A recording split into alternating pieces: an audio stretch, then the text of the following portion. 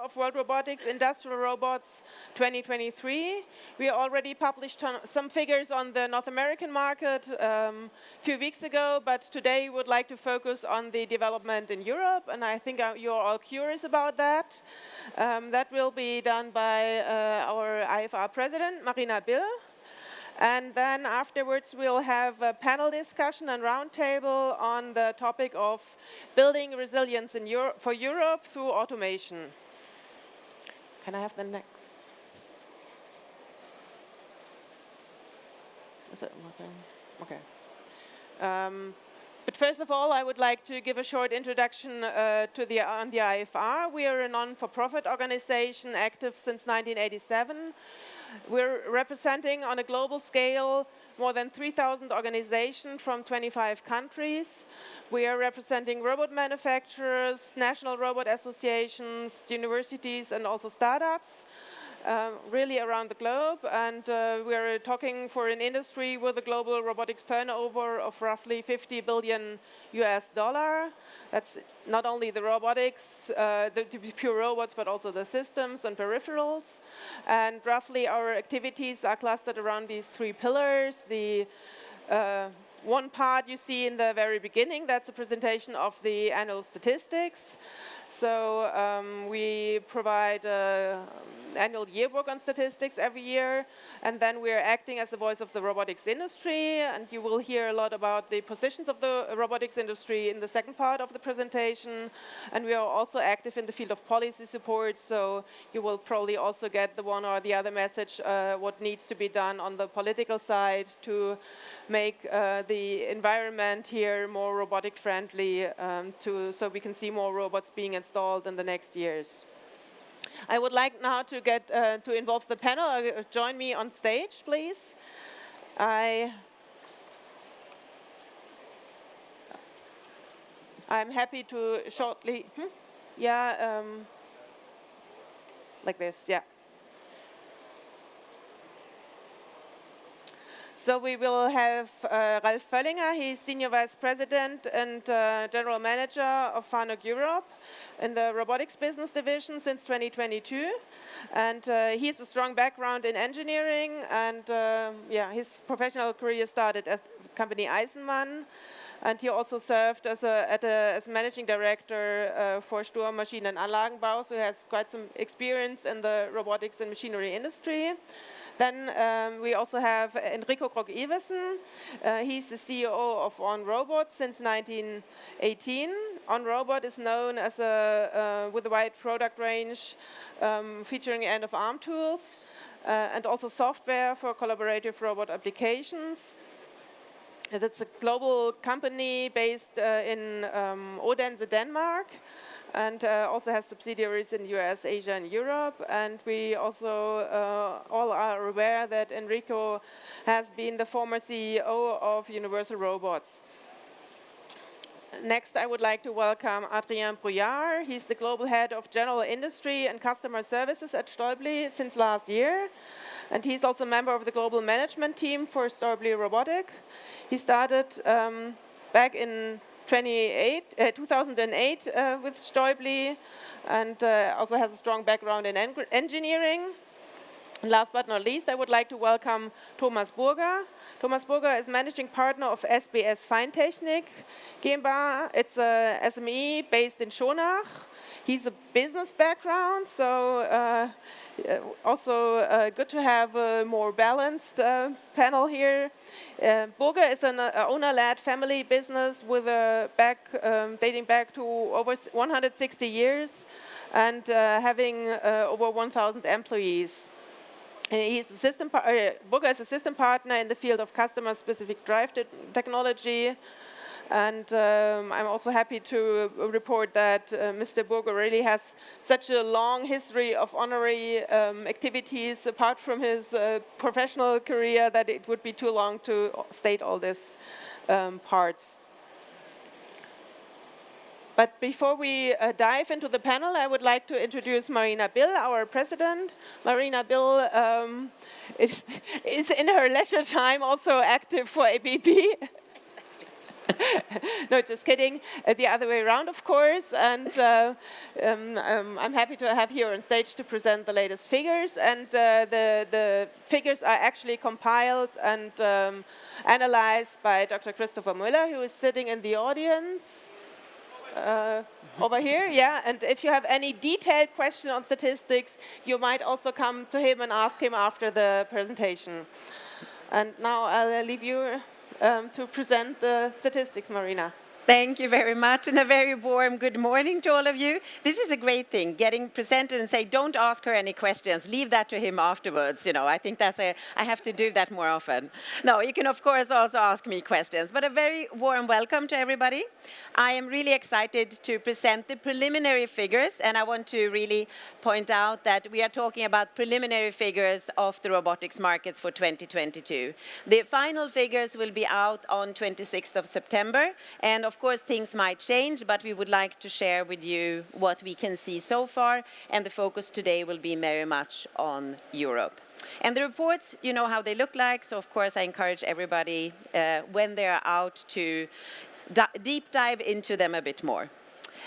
But let's look upon the robotic market now for the last decade. And what we can see is that, yes, we had a growth in 2022, even though it seems right now to be a rather moderate growth. But we had the big jump to over 500,000 robots in 2021. And that is actually what we can see now, a small increase with about 2%. I think it's interesting to react upon the last decade, the last 10 years. This is more than 3 times how the market has been growing. And if we think about any other industry, it's not that many industry that can show this kind of growth. 3.3 times in just 10 years. And in those 10 years, we had 2 years of COVID. It's a rather remarkable experience, I must say. And I think we see it also here with the amount of people that was here today or yesterday and will be here the rest of the week.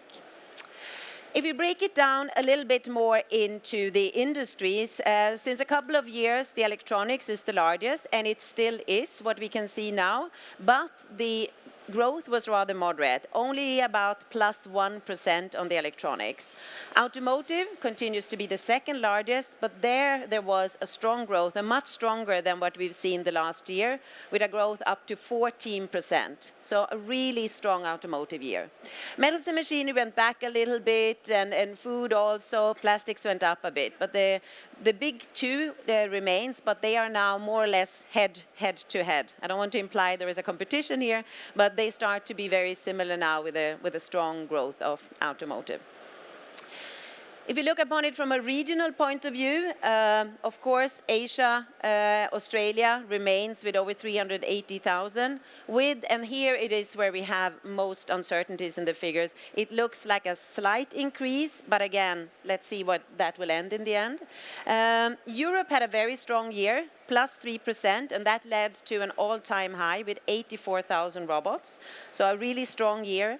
And then the Americas also had a strong year with a double-digit growth of 12%. But of course, not the enormous growth figures we saw last year. But then don't forget we had the big jump due to the years after COVID.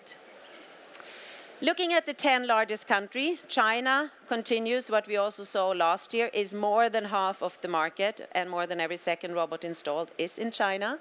Followed then by Japan, US, Korea, and Germany on the 5th place. If you look upon it only from the European point of view, Germany is the largest market, and it's a factor 10. So 10 robots in China to 1 in Germany, more or less precisely. Followed by Italy, France, Spain, and Poland, that are now the 5 largest European markets. And I will go down into a little bit more detail, because there is a lot of differences between these different European markets. But before I do that, we'll just look upon Europe as a total. So a growth of 3% up to 84, which is clearly the strongest year since ever. So really a new record here. So I think that's an interesting reflection, and let's see how this will continue. If you looked upon we had a strong automotive growth globally. That is not the same in Europe. Here we had that automotive went back 3%, so opposite the global trend. And metals and machinery, though, on the other hand, grow 12%, and that had a negative trend globally. So these two markets are, in European point of view, just opposite the rest of the world. What you also can see is that there's a large category called unspecified, and we hope that we will manage to make that a bit smaller, because of course if a large part of this unspecified is in certain segments, this can adjust the picture. But this is what we can see so far, and the whole unspecified will not go away, but hopefully part of it we can get more clarity into. Also looked upon Europe only with EU. So if we take only the EU states, then the 27 of them, then we have as a double strong growth. So this growth is not 3%, but 6%. So the EU countries has clearly outgrown the rest of Europe in the last year. Then Germany, not a new time high. It's still not up on the 2018 level, but almost very close by, and a strong growth of 3% here. The automotive sector did go back with minus 22%, while the metal sector 29% up, plastic 35% up. So very much differences between these segments here. But all in all, strong growth also in Europe or in Germany with 3%. Going then to Italy, and here we have a double-digit growth now, a 10% growth. And in Italy, more or less all markets increase, or segments increase, but also here automotive went back with about minus 22% in Italy. And this is now an all-time high, so Germany was just below 2018, this is just above. So a very strong year for the robotics in Italy. Going to France, even stronger, 15% growth in France, and also here a clear all-time high. And in France, a little bit different. There, the automotive actually did grow with 19%, and also here, metals and machinery grow with over 20%, with about 23%. So a very, very strong year also in France. Followed by Spain, and we stay on the double-digit growth with about 12% growth here. Not on the 2018 level, but is now, after a dip, starting to take off again. And here also, if we look upon the automotive, we had a small increase of 5% and metal of 20%. So there, both of these major sectors were growing. Finally, Poland. The picture is a bit different, but it's also the fifth of the markets. That was a decline with 11%. But if you look upon it from a 10-year perspective, this was the second best year ever. This is compared with the year before that was extraordinary strong. And also in Poland, automotive went back and metals went up. So you can see more or less in all of the major countries, metals and machinery was really the segment that grew most last year. Automotive was a bit different in different countries, but 3 of them grow and 2 of them had was more stagnating. So a very mixed picture of what we see in Europe, and of course that's related to a lot of the different industries in it. So what conclusion can we take so far? Well, the boom that we saw last year is now decelerating a bit. It's on a more moderate level. The revenues in Europe are still growing, and this is based on the IFR quarterly statistics. But the order intake in Q1 is now slightly down based on the statistics we have. So we have a bit of a flattening out from the extreme year 1 year ago. And therefore, all this comparable, I think it's good that we look upon them 1 year, but also take a 10-year perspective to look upon them in a bigger picture. So the outlook, I think this is no news for any of you, but of course there is a lot of uncertainties, not only in our industry, in the whole world at the moment. We have the central bank policies, Chinese economy is softer, political tension is, of course, something that we all experience every day. But for an outlook for Germany and the whole Europe, I mean, the backlog in Germany in mechanical engineering continue on a really, really high level. And we know there is a tight labor market. It is hard to get people to do a lot of tasks today. So the general fundamentals on how this market will continue to grow in Europe stays very, very positive. So with that, I'm happy to hand over to the panelists and an interesting discussion, and thank you all very much.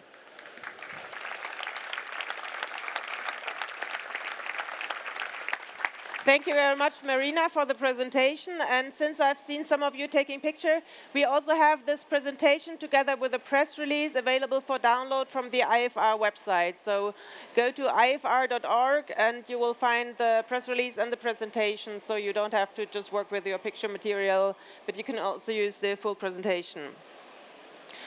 So if you look at those figures we just seen, it looks like the growth in Europe is much more moderate than in other parts of the world, like in the Americas and in Asia. I would like to know from you, what are the reasons for this, in your opinion? Is it the geopolitical influences or the economic situation that play a larger role in Europe? Is it the regulatory framework? Or is it more a general, more pessimistic attitude we have in Europe that leads to kind of this more negative outlook as well? What would you say, Enrico? Yeah, okay. I don't think it's geopolitical that influences the situation in Europe a lot worse than in the US. I think we have a cultural issue where we in Europe are a lot more risk adverse. We don't like taking chances. We take a lot longer time to adapt and accept new technologies, and that put us behind. We don't have the same competitive mindset.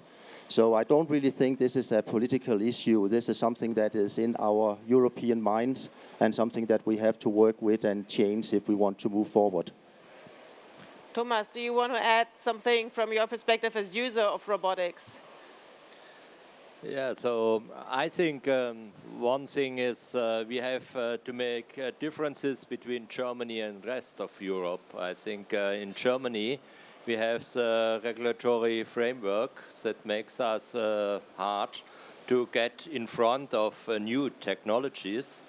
On the other hand, we are short on employees, so it's hard to find specialists to implement such new technologies. That makes us, for us especially, a problem to get ahead with that interesting technology. So Germany has partly fallen behind the rest of Europe. Do you also see that, Adrien or Ralf? Yes, if you look at other countries in Europe, the permission processes, energy costs are much simpler. Even promotions from the governments are there. Germany is not doing that yet, at least not in a larger scale. And these are frameworks that are missing in Germany. So we the same thing. But on the main question, we see another trend too.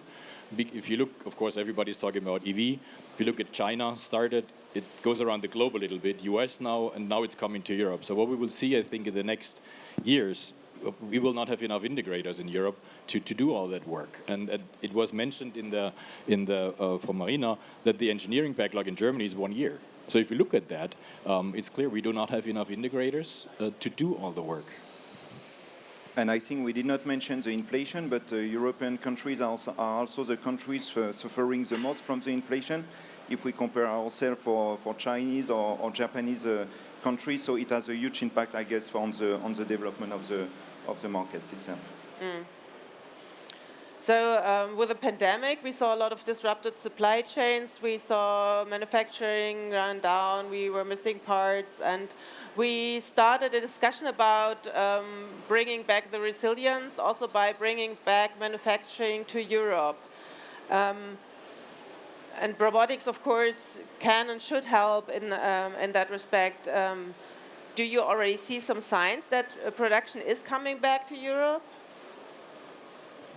So I can take this one if you want. So yes, we see it. I think with the COVID situation, we clearly see that people are more sensitive to have the production closer than from the users. So it started, I think, with the pharmaceutical industries, with the vaccine medicine production, where people try to minimize the sanitary risk and better manage it by having local production. We have also, on top of the pandemic, different trends. I think the second one is also the current geopolitical situation, which has also a huge impact on the semiconductor industries, where we see more and more semicon fab to become with new projects in Europe as well. And the climate change also is playing a massive impact. We see a new regulation coming from the government with incentive for the industry to further invest in Europe. This is true as well in the US. And we see that we have incentive for the people to invest on renewable energy. So we come with new projects in the PV industry. For instance, we see it in Italy. And we see also more and more projects for gigafactories, which is one of the hot points we have to address today. And clearly, what is the main challenge for the industry to localize in Europe is potentially the cost of labor. And clearly here, the automation system can play a big role to maintain a good competitiveness of the industry, even if producing in Europe. The second big advantage I see is also I would say the employee in Europe does not have the same criteria when looking for a job. We were speaking about a labor shortage. So for sure, all the non-added value tasks, we will have more difficulty in Europe to find people to do it manually, and for sure, automation will be also a key solution for the industries. Okay. Would you also agree to that? Yes, and I fully agree. It depends on the country and the industry where we really see reshoring. Medical, pharmaceutical was mentioned. There's some other industries that are doing that, and I think we will see a lot of automation in areas where we have not seen it yet. So a lot of new applications are being developed. I mean, many of us go to a supermarket in the morning and buy bread or in Germany pretzels and sandwiches and stuff. This stuff people do not want to do anymore manually. So we will see automation coming closer to us in the daily life, but these applications also need to be developed. So, and of course, very important point is the trade skillsmen, we don't have that anymore, too many. So we need to educate the people ourselves with schools, with universities, with Chamber of Commerces, whatever. So this is a big task for, I think, the entire automation industry. But on the other side, I think we also all agree that the automation industry is booming and will be booming for the next years. I think I see this maybe a little bit different. I agree that there is a lot of talking about reshoring or nearshoring to Europe. I also agree that we need to do it. It needs to happen. But I don't really see it, at least not in the figures that I have access to. I don't really see it happening yet. So it's a lot of talk. It's a lot of, okay, we need to do this, but there's actually very little action at this time. Thomas, as a user, do you see it more as a reshoring to Germany? You've been quite critical about Germany before. Or do you see it more likely that we are looking at the nearshoring to especially parts of Eastern Europe?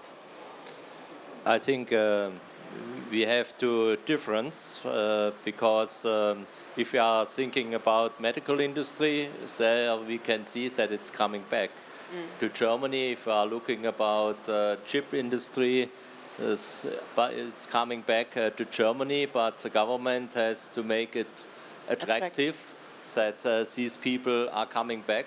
That is the right way. As a medium-sized company, I am against that. I'm always telling the political people we need attractive framework on infrastructure and all that stuff, and let the work do the companies. Don't start to make the market a little bit with extra money, no more as competitive as it has to be. And then I see a trend to Eastern Europe. It's always going more east, not back to Germany. And at the third point for me is we have to also to look on the American continent. I think if things are coming back from Asia, it not has to be necessarily in Europe or Germany. It can also be on the American continent. Good news for our American colleagues.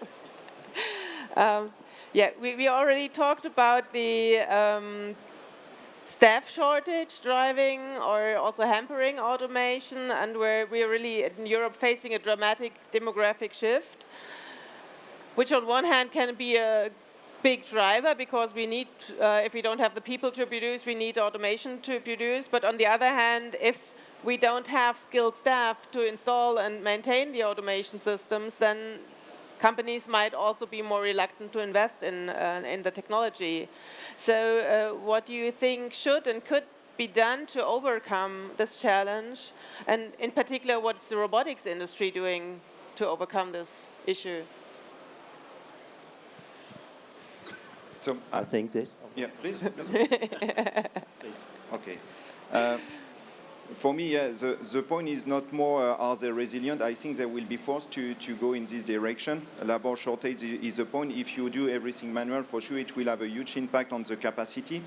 I think further to the COVID situation, we had one phenomenon in the US regarding the ground resignation. We have some food customers there which are really suffering to increase or to even maintain their capacity because they are looking for people doing, one more time, difficult tasks in a difficult working environment. Sometimes it's really cold and so on. So they do not find at all people. So now they are in a hurry to find automated solution to keep going with the production capacity and make sure that they can deliver the customers. So I think more and more we will see it happening also in the Europe. And for sure robotics will play a big role. So we have first to adapt our product, because the more we will go, the more the diversity of people using our robot will be large. So it means that we have to to design our robot in this way.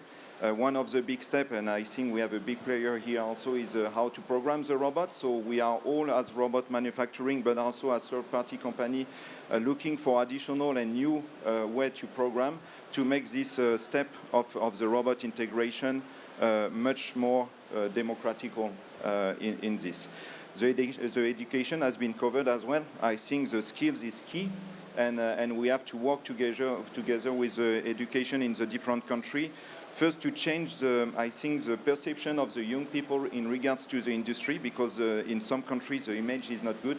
It's not really true, I guess, in Germany, but I'm coming from France, and there the industry image is not that good, so we have to change that as well. And we have also to come with a new innovative solution to better support our customer using digital tools, predictive maintenance, augmented realities, which are now new ways to properly support the customers. Enrico? Yeah, just I think on the demographic development, I think that for society as a whole is a challenge. For us as an industry, it's a huge positive driver. But we need to take that driver, and I think what we need to do within the industry is we need to take the responsibility of making automation a lot easier accessible for all the end users. That will solve the issues we have with the demographic development, but it will also solve the issues that were mentioned earlier today about not having enough experts to install the robots and do all the application programming. So we need to take, as an industry, the responsibility of making things easier for the end users. I cannot agree more. And we as the industry have to look at the younger generation now. How are they used to work with electronics? They don't want to program code anymore. They want to swipe. Yeah. Literally. So we have to look at these ways. I mean, it was already mentioned, easy teaching, hand guidance for robots to make it much easier. So this is a task for the industry, of course. But again, education. We do world skills, Euro skills, Olympics to really attract younger people from universities, from schools. And I think we have to go much further, start even younger to make automation attractive to them, to make it interesting for them, to make it more playful, that they can, because this is the next generation who will do that, who will program robots, who will maintain robots. So it's a big task, but I think it's also a big chance to do that. So I'm the person again who is talking about the company who is using the robotics. First, I think what we are doing, we are bringing the robotics starting in kindergarten. We are going with robots to the kindergarten to show and play with young kids what robotics is. Then we are going to school every 3 months to show the young people how attractive that technology is. Then third step should be that for apprenticeship, the robotics has to be one part of that technology, and at the end we need a more attractive framework. The regulations, especially in Germany, are no more, on my opinion, on the level that we can go with lower costs on one hand, and on the other hand with high security, to make it attractive also for medium-sized volumes or low volumes to use that robotics. And I think these are the things we have to do, that the young people will grow up with robotics. Then it's easier for them to use it, they like it, they love it, and so that makes that profession attractive. Maybe one sentence, especially geared to Germany. Germany, we've seen, is the largest market, but also the most difficult. If you try to work with a Chamber of Commerce, who is doing the exams for the apprentices, there's not one organization. It's every local organization you have to talk to discuss that, and that makes it very, very difficult. Takes very long. So if this can be changed, especially in Germany, it would make things a lot easier and a lot better for the German market anyway. And we have a lot of integrators located in Germany. They work globally, of course, and they're looking for people and cannot find people. So this is really a framework that has to be looked at, in my opinion. And I think, we also have a structural issue, at least in Germany. I mean, I have 2 boys, and the younger one is now 10 years old. He went through kindergarten. He now went through primary school.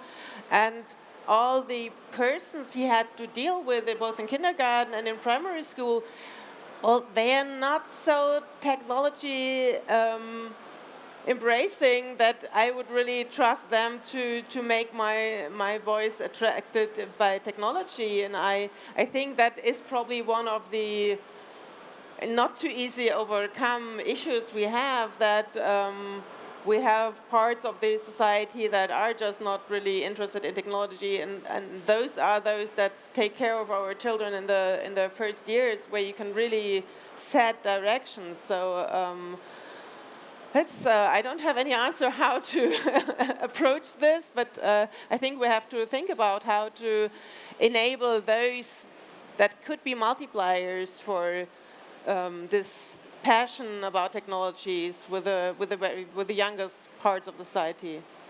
Do you have any ideas? I think companies have to go ahead. We have to go to kindergarten, to school, and we have to show these young people how nice and attractive robotics are. And if we are waiting on our government or on organizations of the government that they will implement this, then we are back behind. We have to go ahead. We don't have to run behind. We have to go ahead. Yeah. Enrico? No, just as an example, and this is not Germany, so maybe it's just for inspiration. But in Denmark, and especially around Odense, we actually do have a lot of schools that are specifically focusing on robotics, that are teaching robotics, and where a lot of the robotic companies that are active around Odense are also donating products, so robots, grippers, all of it, really to make sure that this becomes daily life for all the children. Yes, I agree. And I mentioned WorldSkills and EuroSkills. And what we do, we established now the robot integration as a skill, really. And in any competition, we invite schools and have a setup also of robots where schools, kids can play with the robots to really bring it to them. So I think this is a big task for the industry. I fully agree. We have to do that. But it's also a big task we have to do. Won't be solved overnight. So we already talked about easy to use. That could help. Kind of, you need less skills to program a robot. We also see a lot of platforms coming up where you have a can buy a robot, integrate certain components, and kind of have an app store-like environment where you can put everything together without needing really programming skills. We have these low or no-code robotic solutions that are introduced on the market. How and over what period of time do you think this could help or ease the situation? What do you think?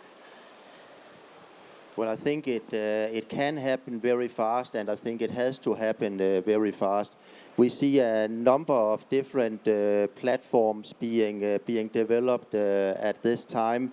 Some platforms going with very easy programming, no code, low code, and some platforms taking that direction towards fully automated application programming. But I think both types of platforms will develop very fast over the coming years, because they create a lot of value. They create a lot of value for the robot manufacturers. They create a lot of value for the system integrators, and they create a lot of value for the end users. So with these platforms, there will be or is value creation across all interesting parties, and I think this will drive quite fast growth in this direction.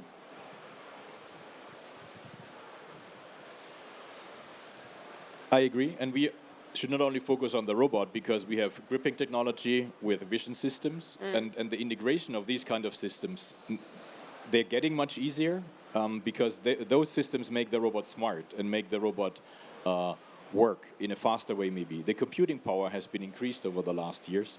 For the robot, software has been getting easier, simulation software is available. But all this, I think all manufacturers work on that to make we do not only talk about hand guidance. Yes, that's a simple task, but integrating robots much easier. Having ready software platforms, having camera systems that are easy to integrate. They work they're connected and they work. I think these are the things we need to do to make it a lot easier for integration. Yeah, I would like to build on that. I think with the easy of use, one of the challenges also is to reach the complexity which is expected within the equipment. We have for some operations the easy to use concept, which is quite easy to make it and to materialize. Now the challenge is how to make this easy to use concept also applicable for really complex equipment, where the performance, the throughput is also really expected. And this is the direction we have now to go. I think we have for 4 or 5 years now see a lot of new concept for that, and we have to build on those new coming concepts. Also we have the artificial intelligence. For example, we were speaking about a vision system. This is typically a tricky operation and tricky application to set up.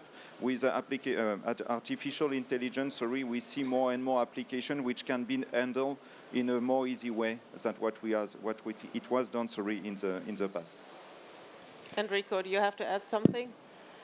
Yeah, I think just adding one small thing, talking about these platforms and the way we think and work in the future. We need to stop thinking about robots, and we need to start thinking about applications, because the robots, no matter how good they are, they don't create any value.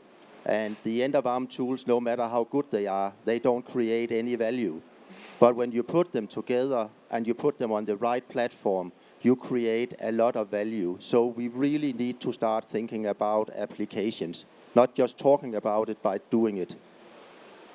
Thomas, from a customer's perspective, is this the right way, or do you have other topics on your wish list? I think it's the right way, what all the persons before me were argumenting. But I will make a little bit of difference. One thing is to set up a robotic and the system.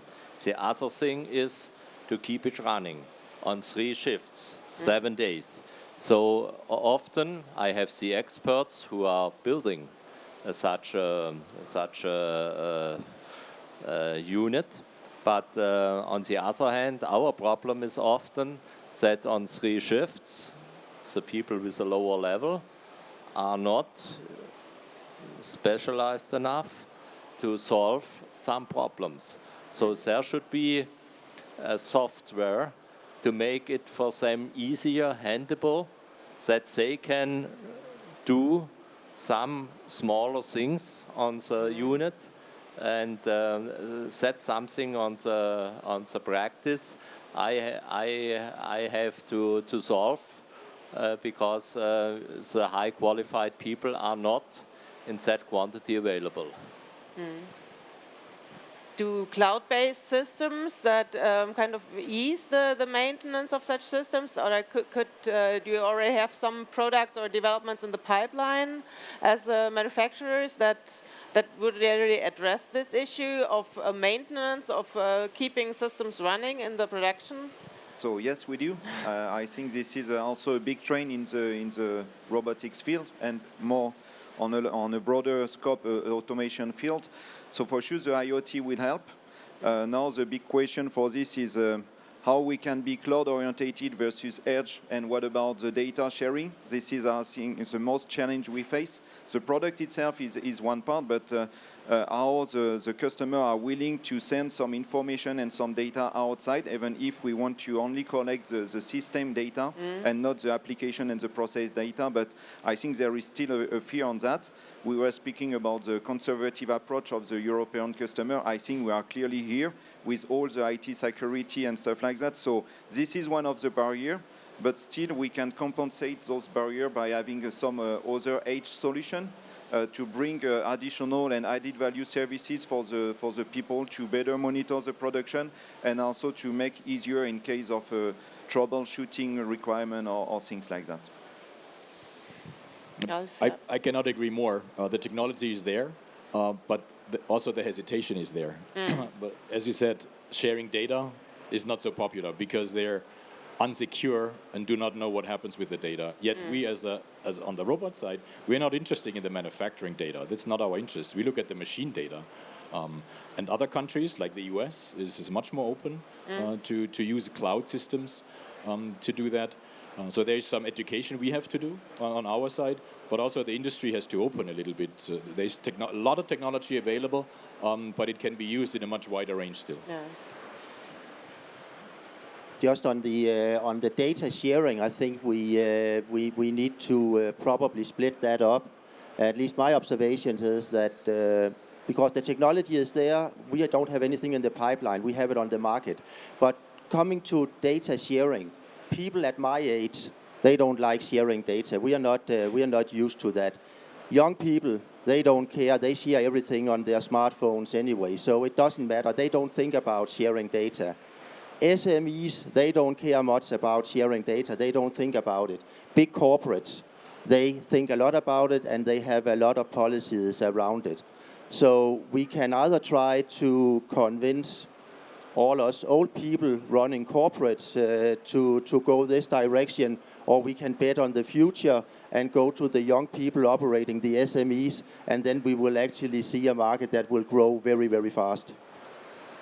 So it's basically the large-size companies are more reluctant, but probably they are also not forced because they might have it still easier to find, they have larger shifts, they might have still people on board that could also maintain their robotic systems in all shifts, but the SMEs, so if at least the SMEs that might have the largest problem in terms of finding skilled staff 24/7, that at least they are able to share data, and if they are willing to share data, they could overcome some of their issues. Is that true? Yeah, actually, I think the you can say that the platforms are there. They can manage the lack of qualifications within people, and exactly as Mr. Burger said before, that they are not automating because they don't have the right people for the third shift. But this is exactly what the new cloud-based platforms will solve for you. They will ensure that even though you have your lower skilled people on the third shift on a Sunday, they can carry out manufacturing in the same quality and in the same quantity as your top people. This is the whole gain. And I think the point is not only to help when there's something happening. I think the point is to avoid that it's happening, to see it coming and then avoid up front. I think this is this is the right way to do it, to keep really the product running or the automation running and see it coming. That's the big advantage. So it's rather the predictive maintenance than the problem solving afterwards. Correct, or seeing abnormalities that are happening in an automation system, stuff like that, to monitor it and then really take action before something happens. Yeah. So, is there other technology developments that will be a further driver for the technology apart from platforms, no-code robotics? You already mentioned AI. Do we see any other big trends in the robotics industry in the pipeline that will have a big impact on the further market? Maybe just highlight one trend with the integration of peripherals. So I fully agree, a robot is nothing without all the peripheral equipment we have around. So for this, we have a system integrator partners to do this job, and also we have to make things easier for those partners, and by having more collaboration between the peripheral manufacturer and the robot manufacturers, I think this is a big trend that where we move from a robot solution manufacturer to a full solution direction. So I think this is a big trend currently. And I think especially in the gripping industry over the last years, a lot of things were developed. So you see applications that have not been automated before are now being automated because of the gripping industry. So it's a hand in hand actually going to develop applications, really. Okay. Another big issue, we discussed that at the roundtable here at Automatica last year, is the need for more sustainability. And we discussed that sustainability on one hand is an enabler for automation solutions, because we need automation solutions to produce sustainable technology products and machines. And on the other hand, we also see that some industries, for instance, we had the automotive industry on the panel saying we look more into sustainability and we look at the total life cycle costs of our machinery. So how much progress has been made in this respect? Do you see it as a driving or customer demand is driven by sustainability aspects, or is it rather a side effect? So for me, we already covered this part with the climate change and the new regulation in the different countries. We see some reshoring, so I fully agree also with what has been said. Currently, we see a lot of projects popping up. It will take time because also of the traditional approach. The pace is a bit different in Europe than what we can see, for example, in China. As soon as the project is decided, we see concrete investment and concrete stuff to happen directly forward this. In Europe, the pace is a bit slower, but still, I strongly believe, and we strongly believe, that new opportunities will come with renewable energy, with gigafactories, with reshoring of production directly in Europe, and then requiring automation system. On our hand, we have also a role to play in the sustainabilities. Clearly, starting by the design of the robot itself, to make sure that the raw material we use on the robot are eco-friendly. So on top of the cost, quality, and time target we fixed during the design project of a new robot, we have also to consider eco-friendly targets. We want also to make sure that the robot can last for 20, 30 years, which is a completely different trend than what we have seen in the 4 or 5 years ago with for more or less the cobots where people say, yeah, you can use it, and when you have an issue, potentially remove it and replace it. I think this is not a sustainable approach, and we are more on a long-run approach with the robot. And to ensure that, for sure, you have to make sure that the design is compatible with, but also that you have all the maintenance organization behind, ensuring spare part delivery, spare part availability, but also skills of your maintenance staff to be properly trained and remain trained on the older generation robots. So I think this is really the long run, which is a key topic. My favorite subject, sustainability, because it has very many aspects, as we've heard.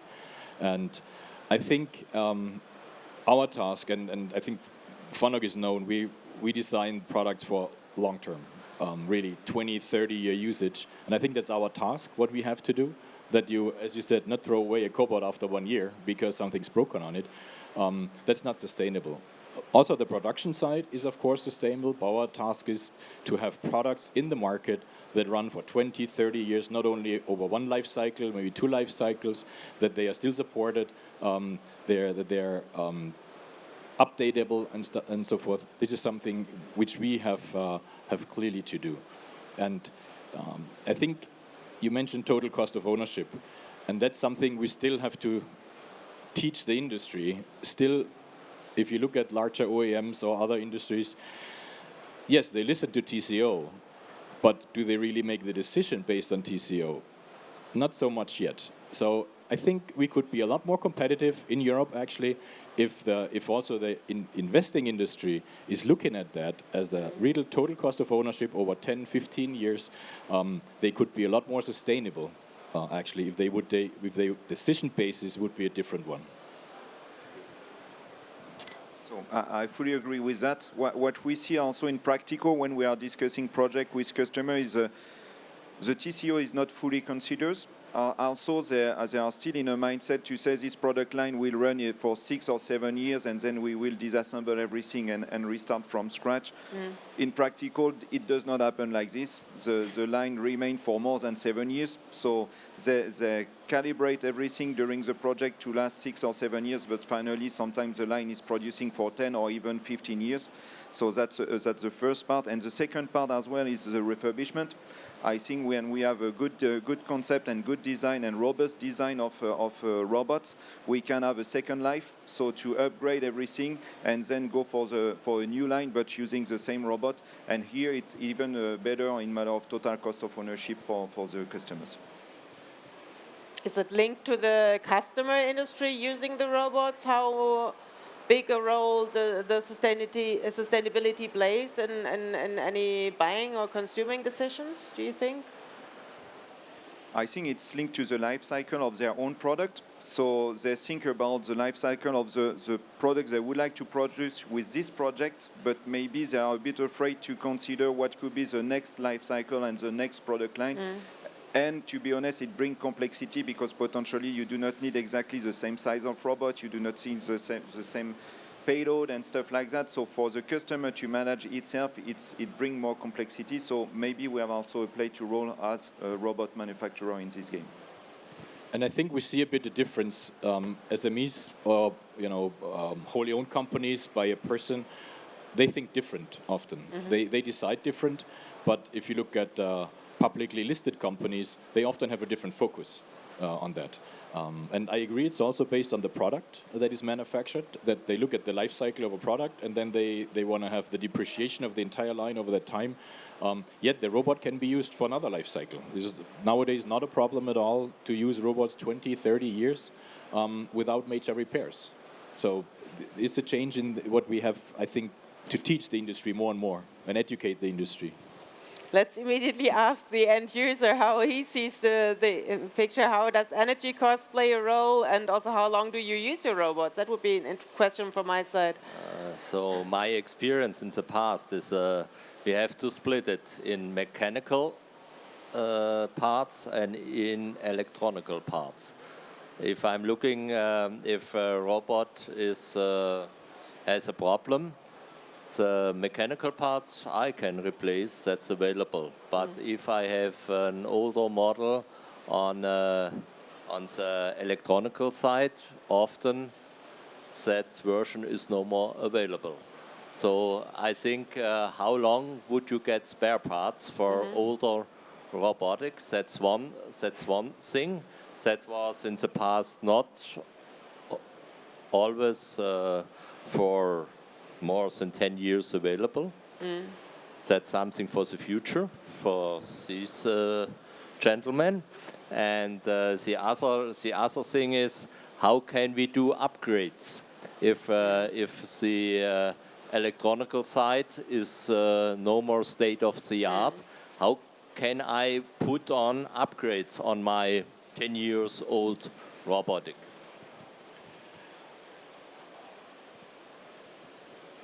We do that.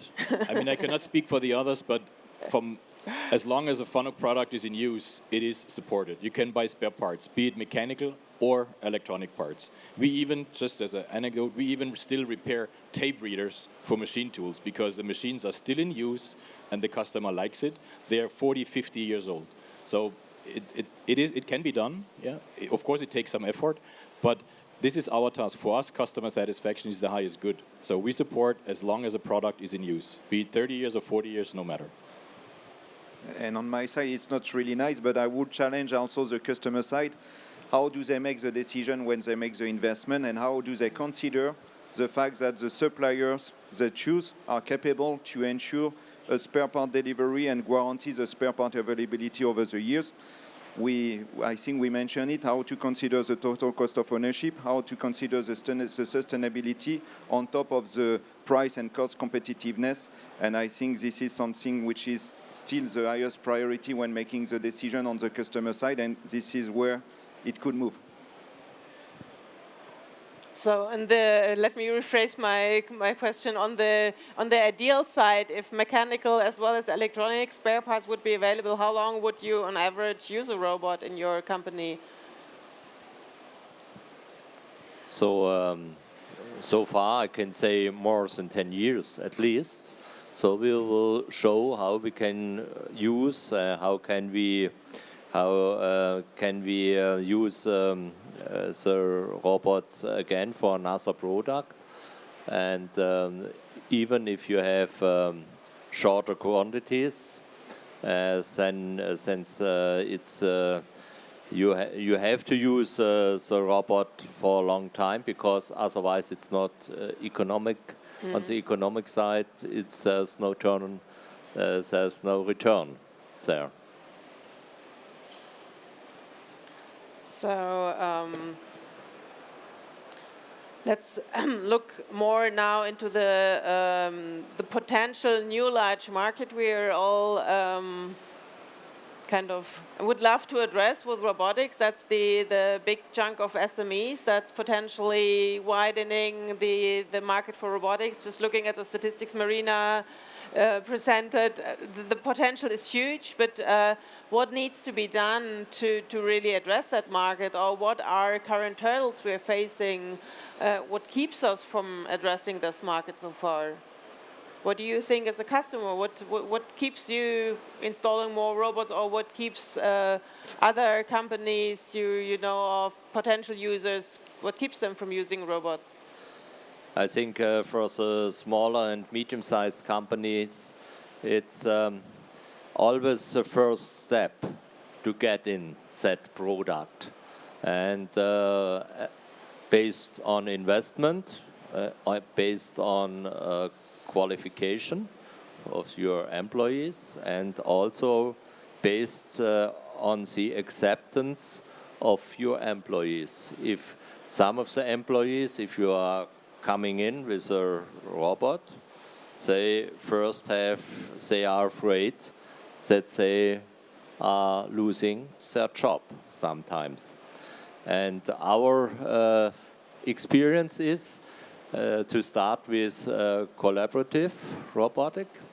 That makes that step is a little bit lower than if you are going first with a big investment in your shop.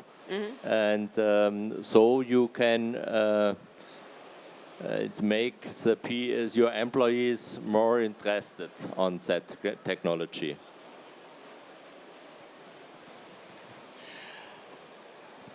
I think Yeah. I want to come back to a question and answer from before, because what is missing, if you look just, for example, how many machine tools we have installed in Europe, the several 100,000 machine tools installed, just to automate them, you need the system integrators to do that, you know, and I think we have enough robots available on the market, but to do the system integration, again, for the automation of those machine tools, again, it comes back to system integration.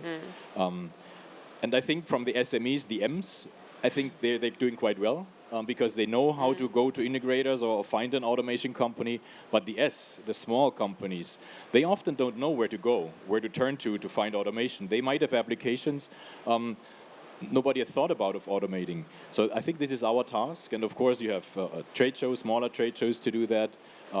But it remains a task. They're hesitant, as you said, it's the first step into automation is the hardest one. And once they see the benefit, and unfortunately, we also see some projects being done, they might be wrongly integrated. And then if you do that with a small company, they get even more hesitant to go further. And this is a task, of course, from us, from our salespeople, from our technical people to convince, to make sure the process is there. The safety is a very big topic, of course, that you have risk assessments done and don't sell the wrong product for it. So I think there's still a way, we still have to do some work, but I think we're also on a good way to do that. Yep, please. Yeah, okay. Enrico. Thank you. No, I think that that is very, very right what you're saying here, that we have a huge communication task or challenge ahead of us. A lot of the SMEs, they don't know about the opportunities, they don't know about the possibilities of automating. So bringing out this information is definitely something we have to do as an industry, and where we as an industry have to get a much closer cooperation both together, but also a much closer cooperation with the media. We need to change the way we work with communication, so that we start communicating the solutions we provide as an industry and use that to inform potential customers and grow the market, rather than fighting over, say, market shares in the existing market. So that's one thing that will help us with the SMEs. I think the SMEs, they have a special challenge because they do smaller series than the larger or large companies. So they need to redeploy a lot more often than large companies. And this also means that the platforms that we talked about earlier today, they are also much more needed in order to fully automate in the SME segment, because they don't have the capabilities, they don't have the people, and they don't have access to the system integrators. I also think, especially for the smaller companies, it would be nice to have a network. If it's not in-house that knowledge, then might be if 3, 4, 5, 6 or 10 small companies are working together on such technology, they can help each other. And so what we are doing, we have a sponsoring on a university, especially for smaller companies, that they can step in, telling the problem or the occupations they want to solve. And based on that, on a network, it makes the first step again a little bit lower to get in that technology.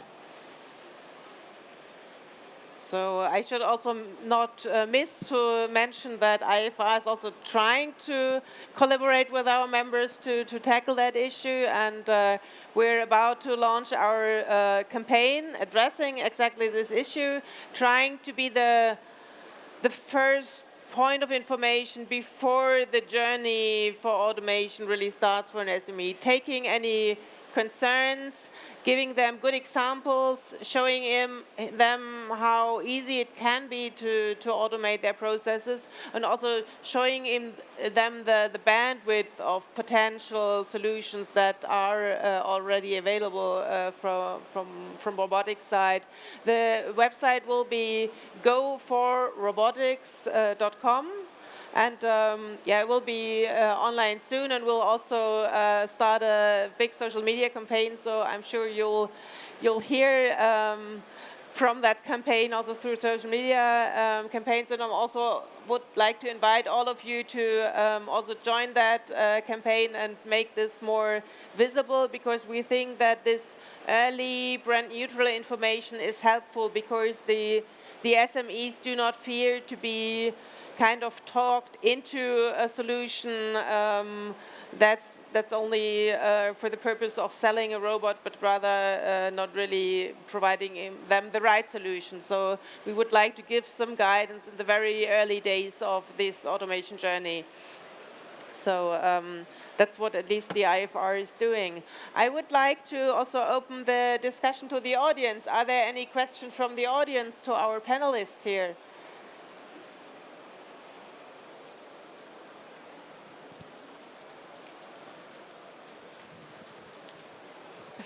Well, thank you so much. I am from Hungary. My name is Geza Heidegger, and we were mentioning responsibility from manufacturer side and from end user side, but my question relates basically to the sustainability and the resiliences. What are the key performance indicators you feel important for yourself, for each of you? What do you feel important to measure for resilience and for sustainability? Can you share that one? Thank you. So I will mention a few. I think first the energy topic is a key topic. We work for sure to minimize the energy consumption of the robot by having better mechanical efficiency. It's one. The second is also to reuse the generated energy when the robot is decelerating. So we have some system already existing in the different robot concept to minimize that. And what we see also more and more is that we have to consider the energy consumption when the robot is not moving. So that's also sometimes happen. All the company are not working 3 shifts, so sometimes they have one shift, which is free, and we have to consider what kind of energy consumption we have and how to minimize this part as well. For me, the second topic is really what kind of lifetime do we have? One more time, the longer it is the lifetime, the less you use energy to manufacture the robot, to manufacture the spare part and stuff like that. So for me, this is really a key topic and a key differentiator for that. I can agree to all of those. When I add 2, customer satisfaction and uptime.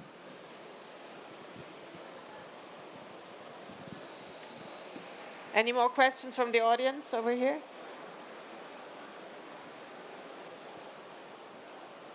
So I'm James from China. I have questions that I want to know. The big market is in China, and now it's a chance for a startup company. How can if people want in Europe to start up a robot company, is that a chance? And we need to also to it's big success factor to extend the market in China. Thank you.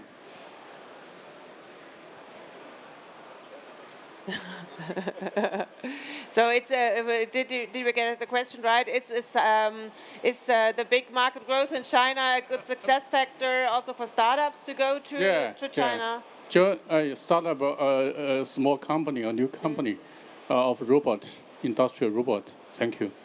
Especially I saw from LinkedIn, Mr. Invention. You from Nord, and then you are the CEO of the robot. Okay, thank you.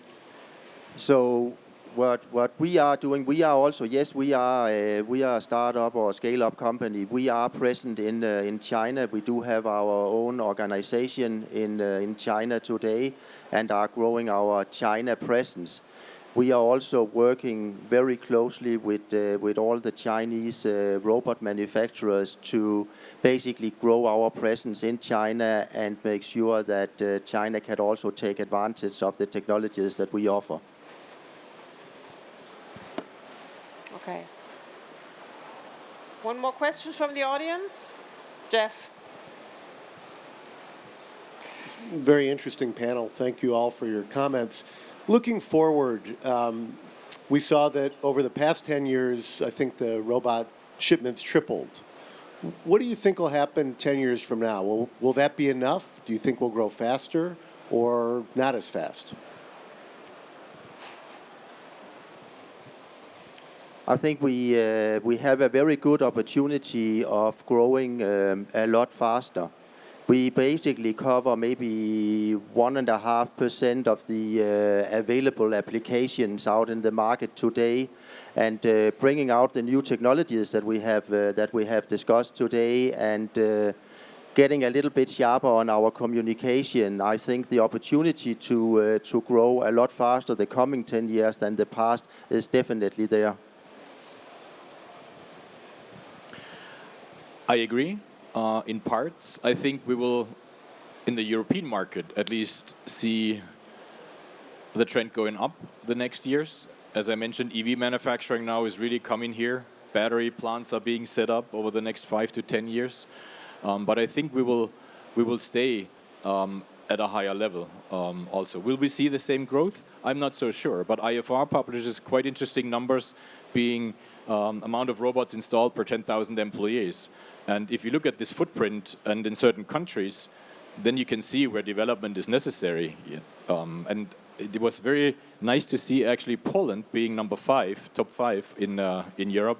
And if you look at the other Eastern European countries, especially Hungary, on the OEM market, tier 1 market, battery market, what's going on in Hungary, I think we will see growth in those countries coming.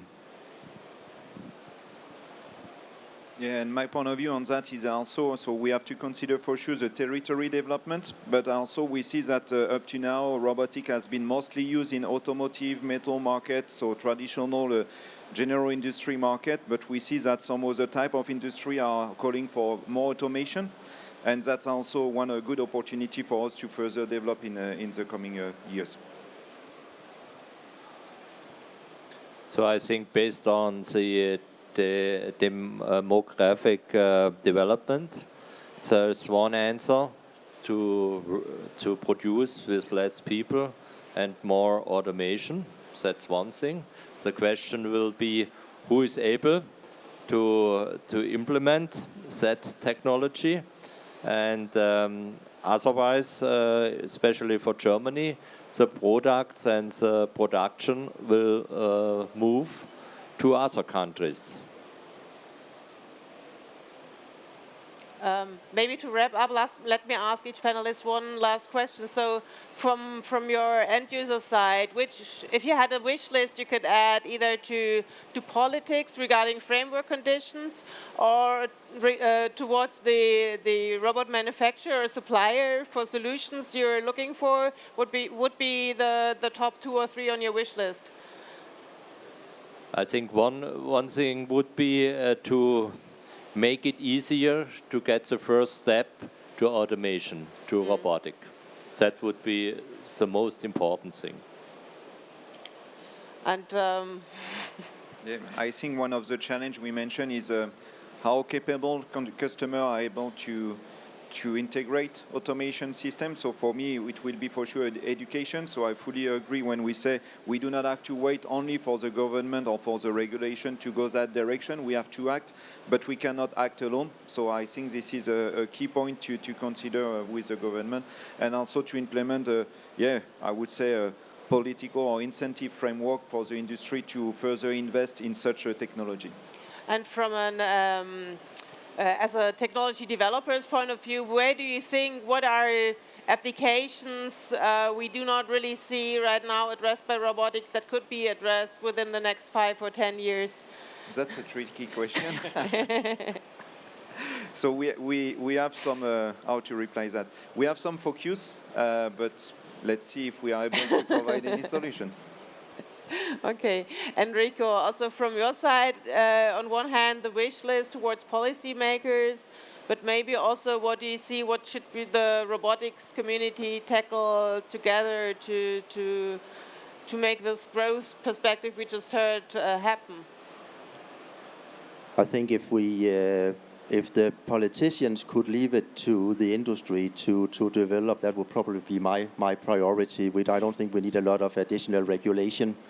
And we definitely don't need a lot of additional regulation in Europe that will put us behind the Americas again, as we have seen it in the last recent years. So stay out, please. If we, sorry, what was the second part of your question? That was. The question is, what should the robotics industry as a community do to make the growth happen?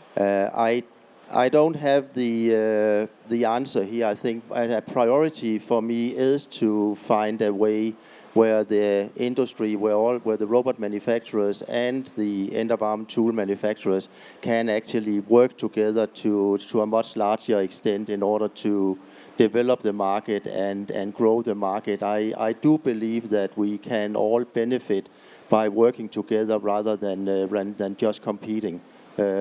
I'll reach out to everybody once I have a plan. Most was said already. I think we will see a lot of new applications coming. Also in areas where, of course, we all do our homework and look at new areas. And I'm sure we will see a lot.